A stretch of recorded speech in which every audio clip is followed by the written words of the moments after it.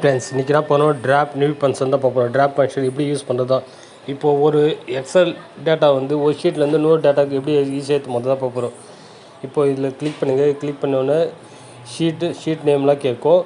இப்போது new sheet வேணால் new sheet plus கூட கிளிக் பண்ண வந்துடும்.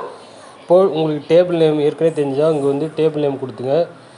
டேபிள் நேம் கொடுக்க சொல்ல என்ன நேம் கொடுத்துங்க, ஹெச்பிடிசி அப்படி கொடுத்து ஹெச்பிடிசி கொடுத்துட்டு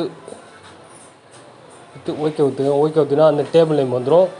இப்போது இதில் வந்து நான் ட்ராப் ஃபங்க்ஷன் யூஸ் பண்ணேன். ட்ராப் ஃபங்க்ஷன் எப்படி யூஸ் பண்ணணும்னு பார்த்துக்கலாம். ஃபஸ்ட்டு நீங்கள் இங்கே ட்ராப் ஊற்றுனா ட்ராப் வந்துடும்.